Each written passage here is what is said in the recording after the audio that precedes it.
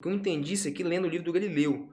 O Galileu tem um livro que se chama Diálogos sobre Duas Novas Ciências, que eu demorei um cacete para conseguir achar uma edição desse livro, de uma editora lá de Portugal, para eu trazer. Paguei caro demais e fiquei lá, velho, folheando. Foi a última publicação do Galileu. É, nossa, cara, esse livro é muito foda. Tem as ideias mais geniais dele lá. Olha que doido. A queda livre, já te mostrei, um corpo caindo ali sob a ação da gravidade, é um exemplo, é o exemplo mais clássico de movimento uniformemente variado. O Galileu estudou esse movimento, cara. O Galileu estudou a queda livre e, na verdade, foi ele que descobriu a lei da queda livre dos corpos. Foi ele que... O Galileu fez essa parada inteira que a gente está conversando aqui. Não desse jeito, o formalismo era outro, mas o Galileu, essencialmente, ele descobre a lei da queda livre dos corpos, que os corpos todos, independente das suas massas, caem com a mesma aceleração, que é a aceleração da gravidade, e ele constrói como é que varia a velocidade desse movimento, a distância, esses negócios tudo que a gente viu aqui. E aqui, cara, eu vou te mostrar como é que o Galileu, Vou te mostrar como é que ele descobre o negócio e como é que ele trilha um caminho que é legal, que vai conectar tudo que a gente fez até aqui. Olha que foda, bicho. Vamos lá. Lei de Galileu daquela livre dos corpos. O Galileu escreve lá no seu livro o seguinte. A lei daquela livre ele fala que é o seguinte. Um corpo em queda, ele em intervalos de tempos iguais, ele vai percorrer distâncias na proporção dos números ímpares.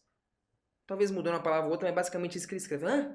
Que é isso? Estudei tudo aqui do movimento uniformemente variável, a queda livre, não sei o que é isso aí não. Como é que é? É isso aí, cara. O Galileu escreve lá assim. A lei da queda livre é essa. Um corpo em queda livre descreverá em intervalos de tempos iguais distâncias que estão na proporção dos números ímpares. Essa é a lei da queda livre. Não, mas que isso aqui é númerozinho? Como é que é? É o quê? Eu não tinha estudado essa merda aqui, eu não vi esse negócio. Então, olha o que ele falou. Então, eu soltei um cara, o cara começa a cair. Certo? O cara começa a cair. O que o Galileu está dizendo é que se eu der intervalos de tempos iguais, então aqui eu dei um ΔT, pode ser um segundo. Então, se eu for analisar o movimento dele de 1 em 1 segundo, por que ele escreve isso, inclusive? Intervalos de tempos iguais. Bom, eu vou ter que te contar um negócio aqui foda, né, cara? Que é o seguinte. Galileu, irmão, século XVII, o cara morreu em 1642, não tinha isso aqui não, ó. Põe um cronômetro aí, Galileu. Plau, sapequei um cronometrão aqui, vai. Vamos ver quantos segundos demora pro corpo cair. Não tinha essa parada, irmão, não tinha nada. Sacou? O cara chegou capinando lote, filho. Não tinha... Você sabe como é que o Galileu media tempo para fazer os experimentos dele? De duas formas que ele descreve lá. A primeira era aqui, meu filho, ó, TEI, pulsação, batimentos. Por isso que ele fala, esse corpo em um tempo andou X em dois tempos, 3x em três tempos. O que é esse tempo? Esse tempo é a pulsação, não tinha isso aqui, sacou? O tempo era isso. Tum, tum, tum. Ah, o cara media tempo, era aqui. Por isso que ele fala, ele escreve muitos dois tempos, três tempos. Que tempo é esse? É um segundo? Cara, é aqui. Ou então, um outro método que ele usava era o seguinte, ele pegava um balde de água, pendurava aqui, fazia um furinho e ficava contando gota. Então caía uma gota, era um tempo. Duas gotas, dois tempos. Três gotas, três tempos. Então por isso que ele escreve, ele usa essa linguagem, você fala com linguagem esquisita e tal, mas é isso. Por isso que ele fala, em intervalos de tempos iguais, ele vai seguir distâncias na proporção dos números ímpares. Pô, bicho, entendi. Então esse tempo aqui, cara, era uma gota, caiu uma gota de água. Duas, mais uma gota e tal, entendeu? Ou a pulsação. O rolê do cara era raiz, velho. O cara era roots mesmo. Beleza. Aí, bicho. Então tá, então o que ele observa, ele constata isso, aí ele mensura esse negócio aqui. Aí você vai entender o que isso tem a ver com a lei da queda livre que a gente estudou aqui agora, do jeito que a gente viu. Vou chamar isso aqui de, vai, D. Então, olha o que ele está falando. Em intervalos de tempos iguais, então eu soltei o cara, passou um certo tempo, ele andou D. Passou o mesmo tempo, ele vai andar 3D. Passou o mesmo tempo, ele vai andar 5D. Enxergou os ímpares aqui? Depois 7D. 9, é isso que ele escreve. Em intervalos de tempos iguais, um corpo em queda livre vai descrever distâncias na proporção dos números ímpares. 1, 3, 5, 7, 9, 11, 13, 15, blá blá blá. Caceta, bicho, mas o que isso tem a ver com quem estudou? É a mesma história mesmo? É o mesmo movimento e tal? É, cara, olha pra você ver. O Galileu também constrói essa ideia do gráfico de velocidade por tempo. Por que isso aqui tem a ver com um movimento cuja velocidade varia de forma linear com o tempo? É um movimento, é a definição do movimento uniformemente variado. Olha como é que essa ideia do Galileu conecta tudo. O Galileu, esse cara era foda. Ele usa uma notação um pouco diferente, né? Mas aí eu vou trazer aqui para a parte mais contemporânea para a gente entender e ficar mais claro, né? Porque como eu disse, nós estamos falando do cara do século XVII, né, cara? Então era bem diferente a forma de escrever as coisas. Mas vamos lá, então olha que doido. Então eu destaquei aqui. O tempo inteiro eu estou dando um tempo ΔT. Então tá, então vamos cravar aqui, ó. Então vou pegar aqui e vou cravar aqui, ó. ΔT. E eu vou ir avaliando o que acontece de ΔT em ΔT. Então eu vou dar intervalos de tempos iguais aqui para o negócio. E eu quero tentar entender como é que é a velocidade desse cara nesse movimento aí. Que movimento? Movimento de queda. A princípio eu nem sei se ele é uniformemente variado ou que tipo de movimento é esse, ok? Deixa eu mostrar como é que ele... é muito bonito, cara, você entender como é que um gênio pensa. Sacou? Isso aqui é um privilégio, cara, é um privilégio, é um prazer do espírito, cara. Você chegar e falar, pô, bicho, o cara teve essa ideia, irmão. Século XVII, sacou? Os caras morriam com 30 anos de idade de qualquer doença. O cara media tempo. Ah, cara, você tá maluco, velho. Beleza, então vamos dar os tempos aqui. Vou dar, vai, 4 tempos aqui, tá bom. Vai ficar essa o cara, ô bicho, sério mesmo. Esteja feliz aí, cara. Você que tá ao vivo aqui acompanhando essa live aqui, cara, isso aqui é muito foda, cara. Vamos lá. Beleza. Qual que é o lance? O Galileu, ele tinha construído também uma ideia. Aí, não vou entrar na discussão aqui agora, mas também é uma ideia muito bonita, mas não vou esticar demais aqui. Ele tinha um conhecimento, ele foi o primeiro cara, na verdade, que construiu essa ideia, de que, vamos lá, de que o gráfico de velocidade por tempo, no gráfico de velocidade por tempo, a área embaixo do gráfico te dá a distância percorrida, beleza? O Galileu já tinha essa ideia, beleza? Então vamos lá, então, só para ficar claro aqui então, beleza? Deixei a bola cair, passou um intervalo de tempo ΔT, ela cai D, passou um intervalo de tempo ΔT, cai mais 3D, proporção dos números ímpares. No próximo intervalo de tempo ΔT, ela vai percorrer 5D, depois 7D. Tá, então vamos lá, botei no gráficozinho aqui. O que isso tem a ver com o movimento uniformemente variado, inclusive um princípio matemático por trás disso? O Galileu foi o primeiro cara a sacar que a matematizar a natureza, ou a perceber o caráter matemático oculto nas leis da natureza. Sacou? Até então o Aristóteles que fazia a coisa e não tinha matemática envolvida não. Olha o raciocínio do Galileu. Ele fala, cara, vamos lá. De novo, o Galileu sabia, então vou usar só esse conhecimento aqui, que num gráfico de velocidade por tempo, a área embaixo do gráfico dá a distância percorrida. Aí o Galileu pensou o seguinte, cara, vamos dizer o seguinte, ou então, vamos dizer que o primeiro pedaço do gráfico é esse aqui. Depois pode ser assim, pode ser assado, pode ser de outro jeito, eu vou pegar só o inicinho. Imagina um tempo bem curto aqui e tal, pô, analisei. Tá aqui, ó.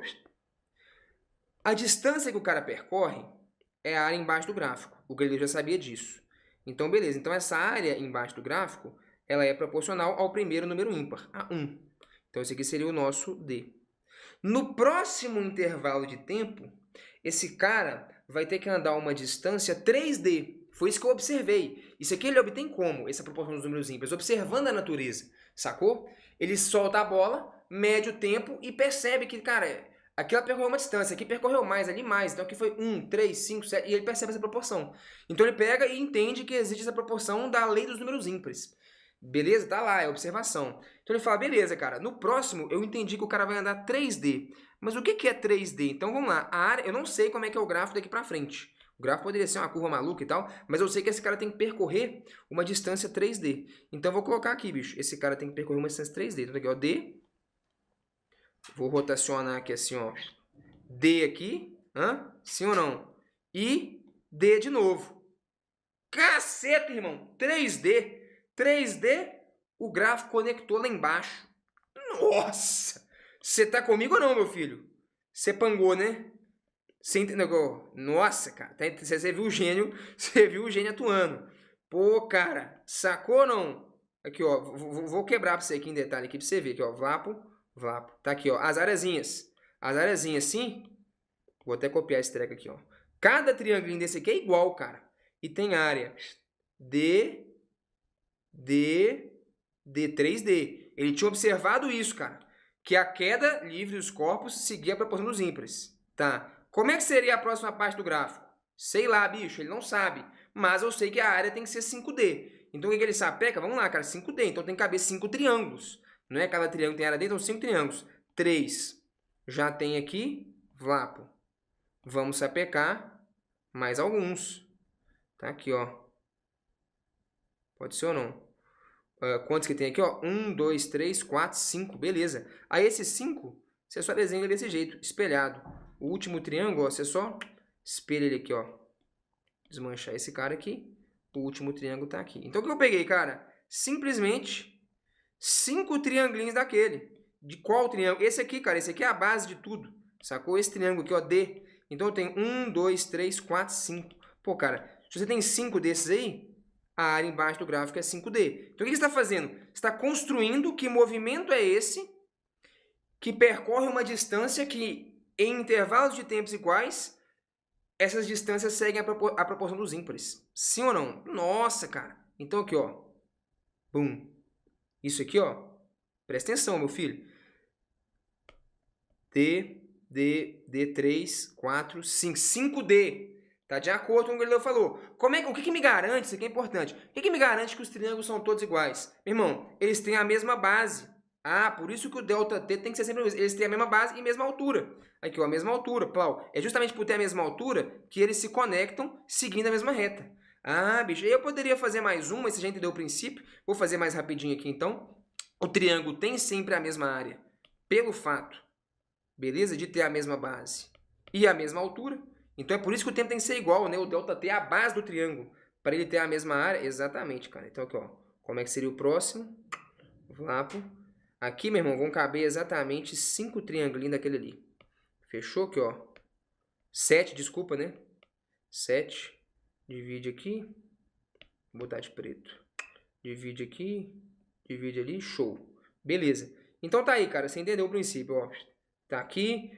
Nesse intervalo de tempo, que é o quarto intervalo de tempo, o camarada vai andar uma distância proporcional a 7, que é o próximo ímpar. Então vamos lá, ó. D, 2, 3, 4, 5, 6. Você entendeu, cara? Então o Galileu sacou um padrão. Ele falou, pô, cara, esse movimento no qual, em cada intervalo de tempo consecutivo, desde que o intervalo de tempo seja sempre o mesmo, ok? O movimento segue a proporção dos ímpares. Não é qualquer movimento não, cara. É um movimento no qual a velocidade ela varia de forma linear com o tempo. A velocidade, olha que bonito, ela aumenta de quantidades iguais em intervalos de tempos iguais. Que movimento é esse? Em que o tanto que a velocidade aumenta, o tanto que varia o eixo vertical, que é o da velocidade, à medida que o tempo passa, é sempre o mesmo. Conectamos. É o movimento uniformemente variado. Então o Galileu crava, arrepiei, velho. O Galileu fala, a queda livre dos corpos é um movimento uniformemente variado, é um movimento com aceleração constante. Porra, bicho. O que ele usou? Só a propriedade de que a área embaixo do gráfico dava a distância percorrida. E você fala, caceta, irmão. Então olha como é que a gente está conectando. A lei dos números ímpares mostra, se você sabe que a área num gráfico de velocidade por tempo é a distância, mostra que a queda livre dos corpos é um movimento com aceleração constante, onde a velocidade varia de intervalos iguais, beleza? Em intervalos de tempos iguais. Nossa, muito foda. E como é que o que tem a ver lá? E a parte da posição? A parte da posição diz que a posição tem a ver com o quadrado do tempo. S igual a S0, blá, blá, blá, mais meio de AT2. Meio de AT2. Como é que você chega nisso? Aí existe uma lei matemática, e o Galileu também escreve isso lá, que é o seguinte, não sei se você sabia, mas, olha que doido, se você somar 1, 3, 5, 7, soma os ímpares, até o enésimo ímpar, até o ímpar n, sabe quanto dá isso aqui, cara? N ao quadrado. Duvido, então vai, ó, soma os 3 primeiros ímpares, 5 mais 3, 8, mais 1, 9. 9 é 3 ao quadrado. Soma os 4 primeiros ímpares. Estava dando 9, né? Mais 7, 16. 4 ao quadrado. Soma os 5 primeiros ímpares. Estava dando 16 mais 9, 25. 25 é 5 ao quadrado. Se você soma os primeiros 7 ímpares, a resposta é 7 ao quadrado. Se você soma os primeiros 10 ímpares, dá 10 ao quadrado. Os primeiros n ímpares é n ao quadrado. Não sei se você sacou esse negócio aqui. Então, olha que doido. Se eu for pegar a distância total que esse corpo está percorrendo, do repouso até um certo tempo qualquer, qual que é a distância total, cara? É isso, mais isso, mais isso, mais isso, né? Ah, tá. Então, se esse aqui, ó, é o meu tempo t, e eu quero saber qual que é a distância total que eu andei nesse tempo t, desde o repouso. Cara, a distância total que você andou nesse tempo t, desde o repouso, vou chamar aqui de dt, a distância total que você andou no tempo t desde o repouso é d mais 3d, não é? As distâncias que você andou em cada intervalo de tempo, que são proporcionais aos ímpares. Mais 5d, mais 7d, blá, blá, blá. E por aí vai. Só que isso aqui, cara, é o quê? Cada distância dessa que você anda é proporcional a esse tempinho. Você concorda ou não? Poderia fazer até uma geometria aqui e tal, eu te mostrar que esse D ele tem a ver, ele tem uma relação com esse tempo. Lembra, a distância é a área do triângulo. Se a área do triângulo ela tem a ver com a altura e com a base. Ah, tá. A base é o ΔT. Ah, beleza. Então essa distância é proporcional a ΔT. Então seria alguma coisa vezes ΔT mais 3 ΔT mais 5 ΔT mais 7 ΔT. Poderia ter alguma outra constante multiplicando, né? A distância não é exatamente igual ao tempo.